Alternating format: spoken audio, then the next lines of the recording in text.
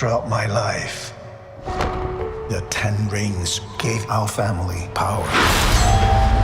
Shang-Chi and the Legend of the Ten Rings is about to hit theaters, and with it comes the first official introduction of the Mandarin to the MCU. But the Mandarin and the Ten Rings already have a pretty long history in the MCU, and this video will walk you through a recap of everything that you need to know about them before seeing Shang-Chi. Let's get started. The first appearance of the Ten Rings in the MCU dates all the way back to the very first film in the franchise, Iron Man.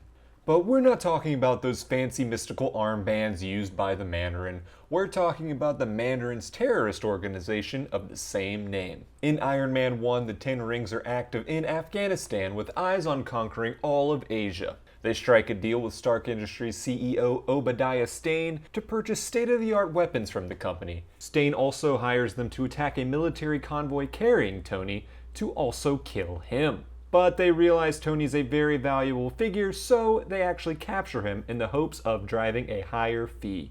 The attack that led to Tony's capture is also the event that led to the shrapnel in his chest and the creation of the arc reactor to prevent said shrapnel from piercing his heart.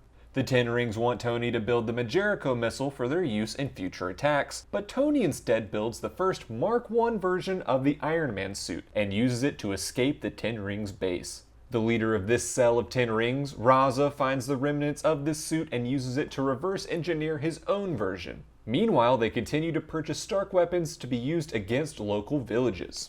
Tony returns in the Mark III version of the Iron Man suit to fight off the Ten Rings and save the villagers. When Raza tries to sell the rebuilt Mark I suit to Obadiah in the hopes that Stark Industries could use the designs to create an army of Iron Men for the Ten Rings, Stane betrays them and has them killed, taking the suit for himself. Obadiah would go on to use the suit to become the Ironmonger and would eventually meet a similar end as Raza.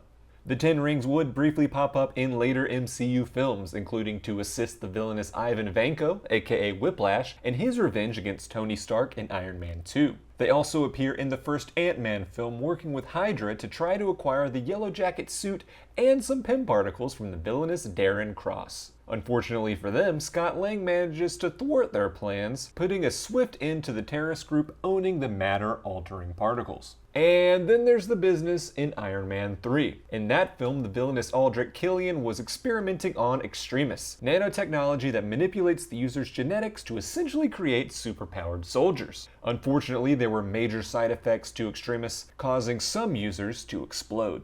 To cover up the explosions and shift the blame of these casualties, Killian hires eccentric actor Trevor Slattery to pose as the Mandarin, leader of the Ten Rings, to claim responsibility for these so-called terrorist attacks. Tony Stark and his pal James Rhodes begin looking into these Ten Rings attacks, but eventually discover that it was all a ruse by Killian. Trevor Slattery was arrested for his involvement in the cover-up, and Aldrich Killian is killed in a fight with Iron Man. And that leads us to the final bit of Mandarin and Ten Rings history in the MCU, the Marvel one-shot All Hail the King. This short film, originally released on Blu-ray for Thor: The Dark World and available now on Disney+, follows Trevor Slattery being interviewed in his high-security prison by a documentary filmmaker. However, it turns out that the interviewer is actually a Ten Rings agent named Jackson Norris, who's there to break Trevor out to deliver him to the real Mandarin, who wants revenge on the actor for making a mockery of his name. And that's everything we know about the Mandarin and the Ten Rings from the MCU so far. Are you happy that the real Mandarin will finally make his appearance in Shang-Chi?